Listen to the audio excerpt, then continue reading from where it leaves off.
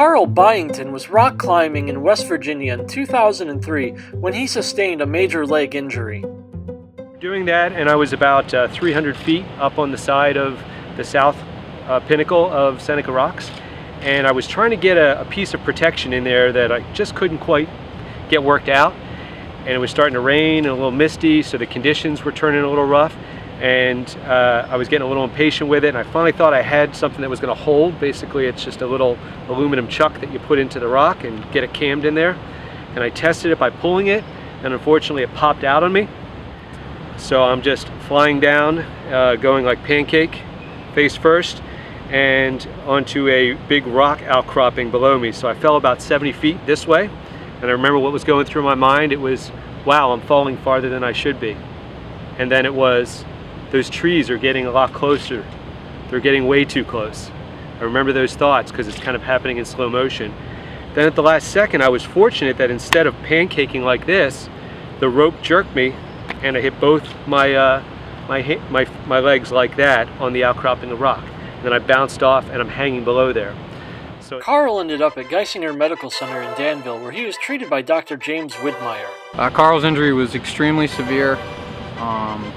He had an open fracture where basically the viability of the leg was in question, so he needed multiple surgeries, not only to clean out foreign debris from having the skin broken and the bone going through it, but also procedures to kind of align the bone, temporarily hold it in place, and then ultimately to fix it.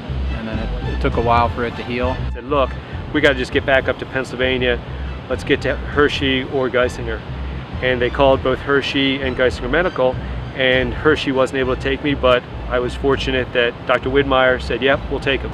So they were willing to take me up here, and they said, look, we're not sure if we can repair that enough that you're going to be able to ever put all your weight on your tibia. You may, be able to put some of it on there, but running might be an issue. Certainly walking may be an issue for a long time. And if we can't get it to heal, you're probably going to lose your foot. Right? I don't think I realized the extent of, this guy's going to go run on it. And he came back and like talking marathons. Really? And then you read about, marathons on different continents. So I never would have dreamed it was to this extent dysfunction. After 9 months of not being able to walk and a number of surgeries, Carl was able to begin a long rehab process. I started jogging, I would say, in late 2004, early 2005. And at first it was literally like I would just, jog like maybe 100 yards. And then I just walk back. And then in this little development I had, there was a 3/4 mile. So it was a huge accomplishment for me, I remember, when I actually ran the whole loop around my development of 3/4 mile back to my house. On Tuesday, the pair met up for the first time since Carl finished running a marathon on all 7 continents. To some degree, I think you have to not underestimate somebody when they look and are serious and they're going to tell you they're going to do something extraordinary. So I needed to come back and do something to prove to myself emotionally and psychologically, as well as physically, that I'd come back and I could be the type of adventurer that I wanted to be.